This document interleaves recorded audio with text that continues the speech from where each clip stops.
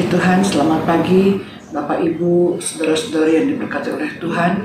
Kembali kita berjumpa dalam program Renungan Pagi GPDI Tiberias Bogor. Sebelum kita mendengarkan firman Tuhan, mari sama-sama kita berdoa. Bapa kami dalam kerajaan surga, Bapa yang kami panggil dalam nama Tuhan Yesus Kristus, mengucap syukur untuk hari yang baru, hari yang Tuhan jadikan, hari yang Tuhan pasti berkati. Sebelum kami melakukan segala sesuatu Tuhan, kami mau merenungkan firman Tuhan.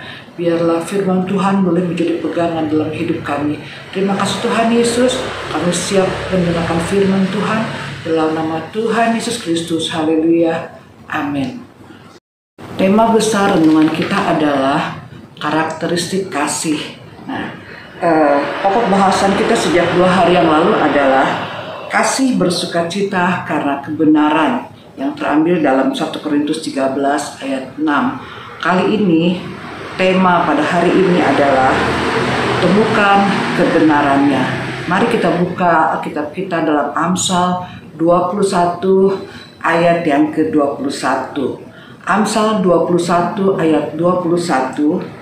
Siapa mengejar kebenaran dan kasih akan memperoleh kehidupan, kebenaran, dan kehormatan.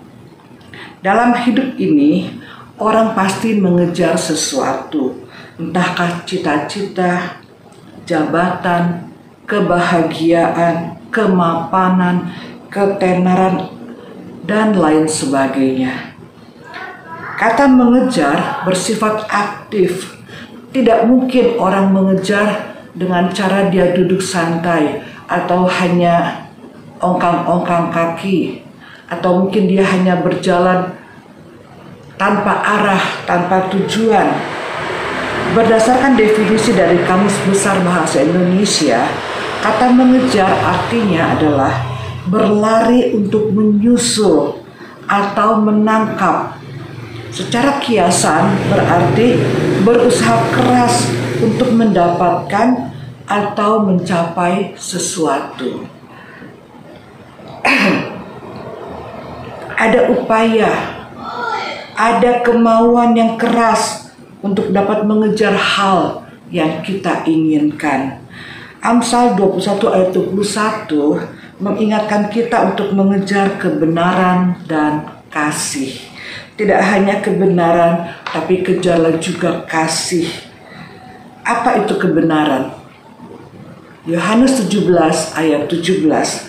Kuduskanlah mereka dalam kebenaran.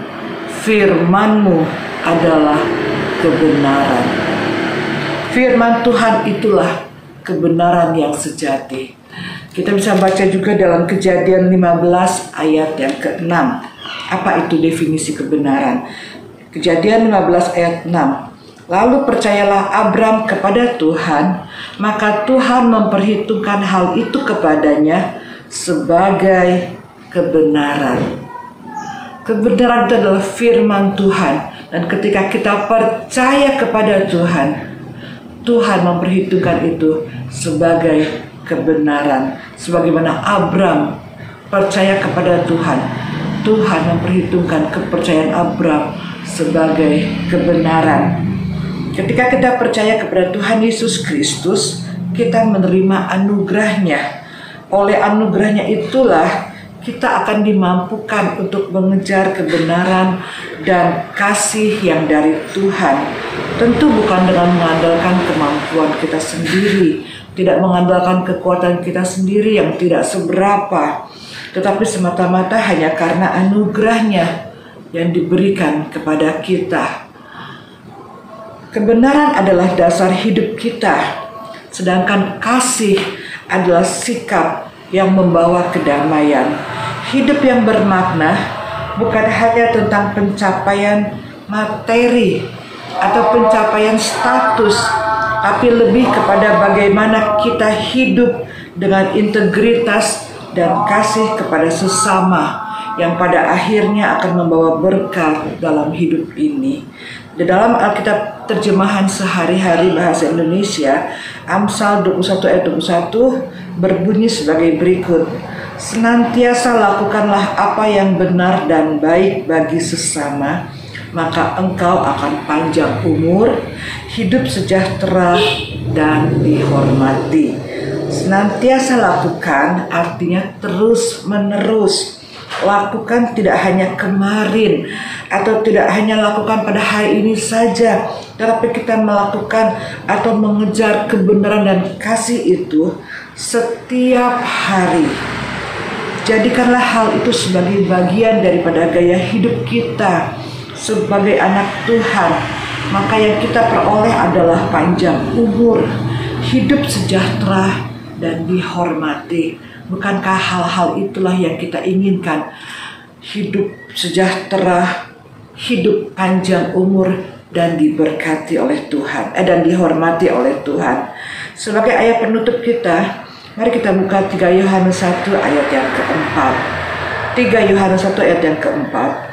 Bagiku tidak ada sukacita yang lebih besar daripada mendengar bahwa anak-anakku hidup dalam kebenaran.